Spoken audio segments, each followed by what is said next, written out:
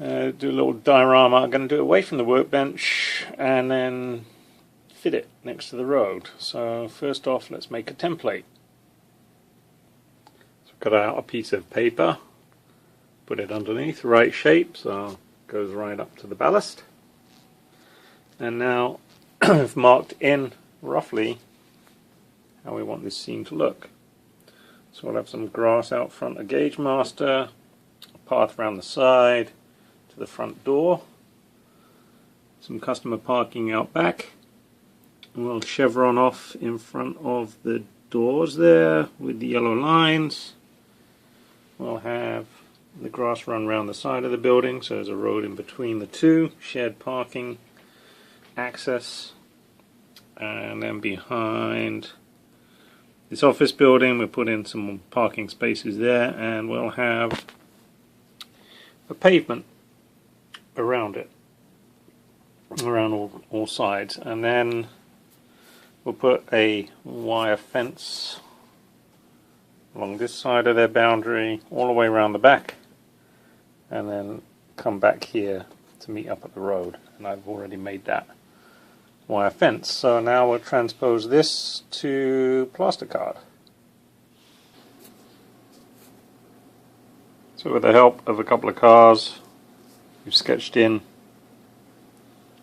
where the road needs to be painted. Basically from here over, that's going to be grass down here, and here over all needs to be painted a tarmac color.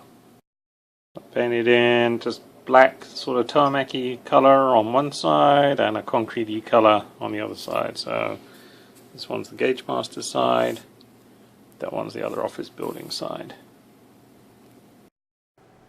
So I'm at the workbench. I'm halfway through the project I'm working on, which is to have a little scene with this office building and my representation of the Gaugemasters building. They're going to sit like that, and the Gaugemasters representation I'm quite pleased with. It's actually, I bought this kit at Gaugemasters, and I've taken advantage of the power of Google Maps and went to street level and took a screenshot of the signage on the building, which has now been printed out and cut.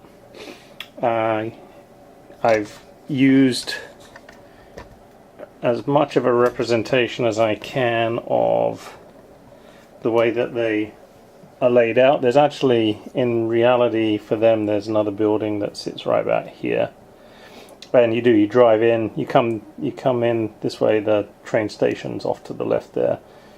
You drive in here, you drive around the back, and then the parking's in the rear, and you walk down this side of the building to get into the shop, but the shop door's actually like over here in reality. So I mocked it up representationally. I've put the grass around. They do have grass out front in my model, nowhere near as much, and I put enough spacing out back for parking. I got my cars there. Anyway, I digress. I got to this point and I suddenly thought, oh, you know what, these buildings, certainly this one, very empty. What am I going to do? Am I going to put like photos behind the windows, make it look like a building? And then I thought, I know what, I've been watching Woodland Scenics channel. Why don't I investigate their new light system? So what we have done is go to the hobby shop. Centerline Hobbies here on the Cape in Hyannis, where I get all my stuff from. And I bought myself a window diffusing light film kit, a light block kit, a power supply to power the whole shebang, the light hub, an auxiliary switch to turn it all on and off with, and an extra set of connecting cables. Basically, you can use the connecting cable, if I understand it right, you can either use the connecting cables or the power supply. Connecting cables would let you cut these cables and hook it up to your track. This is a 16 volt power supply.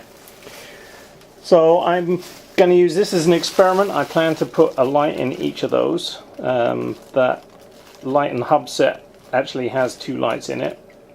I have cut holes in the bottom here, right here, under this one, and right there under the other one already, so that I could thread the wires down.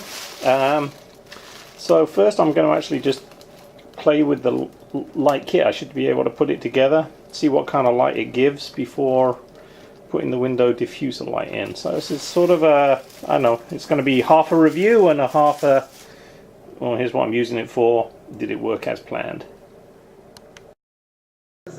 Alright, so here we go then. We have the power supply out. The only difference between this and any other power supply is it's got this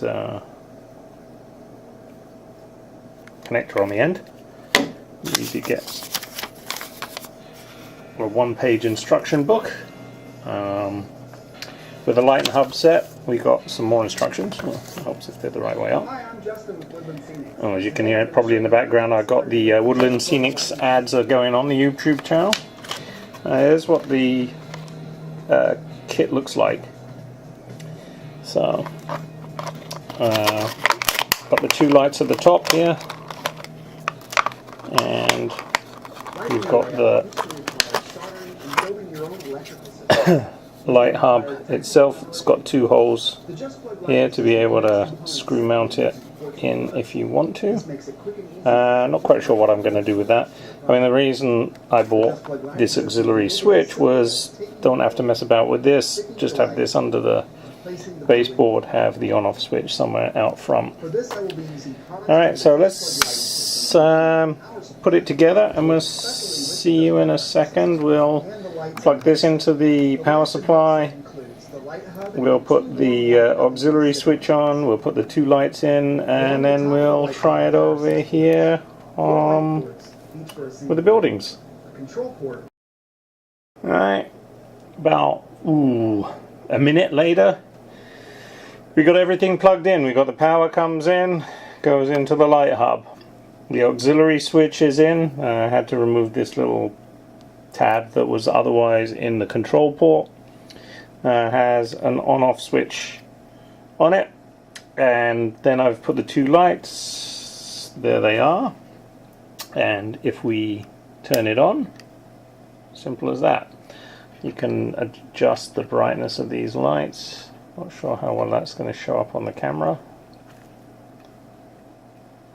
That's fully bright, and then that's very low.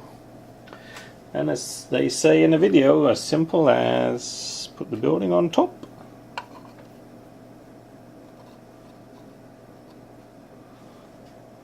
And that's it. Let's turn the light off. Ooh, off, not on. So there we go. Now you can see why I bought all of the other stuff in terms of light blocking kit. Even this, I can't remember what this, the land or was this Scenecraft building. The roof of it has some light bleeding through it. My paint it yourself kit has plenty of light bleeding through the roof, as well as the building itself. You know what, the building doesn't look too bad lit up from inside like that. I might actually not worry about that. I'll definitely plug the roof. So we're going to use a couple of things next then. We'll put the window diffuser kit on so that the light's toned down. It's not just going to be bright like that. And then we'll also try the light block kit to knock out some of the light bleed that we got there. So this is what's in the light block kit. Let's see that. Sorry about that. There you go. Oh, I should give you some idea on pricing too. Light block kit, $16.99. Window diffusing kit. Guess what? $16.99. The light and hub set itself, so that's 2 lights and the hub, so that's this little thing here and the 2 lights that are under those buildings, $19.99. I feel like I'm on a game show here. I believe the plug switch there, the auxiliary switch, which is just an on-off switch. Looking in the wrapper here, $9.99, and the power supply itself was $19.99. So this whole little lot sent me back 90. Well, you can do the math. It was like 95, 97, something like that, plus tax. Because I live in Massachusetts, where they love to tax you. Anyway, so what's in the light blocking kit? There's like a putty type material here. We've got 2 rolls of that, one on top of the other, and we've got the masking paint, which is black. Go see the Woodland Scenics videos. It's black, it's rubbery. You can peel it off if you paint it where it shouldn't be. So I don't think I'm going to need this right now. I'm just going to try using the masking paint. So I'm going to paint the roof of that building. So I'll put it on one last time. Here's no light. Here's the light on in the building. And there's the bleed through in the roof. So that's what we're going to hope to eliminate. In fact, maybe I'll just focus on this one building, because I'll put the light block on the roof and then the window diffusing film on the windows. So light block first. Well, it's about a half hour later, and I'm still waiting for the masking paint to dry. Well, this one's closest of both of them to drying, I think. So both buildings are upside down, and I've got to let it dry a little more.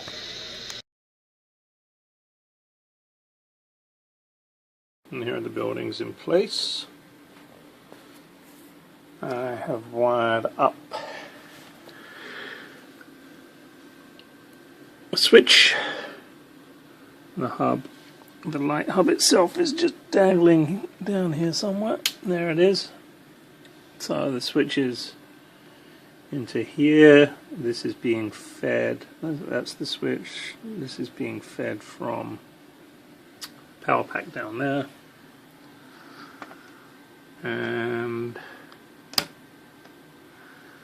that is the end result with the light kit installed. If I turn the lights off.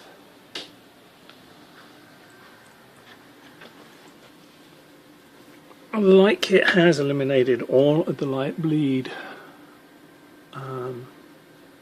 It's done an excellent job, in fact. So overall, I'd give these products an A-.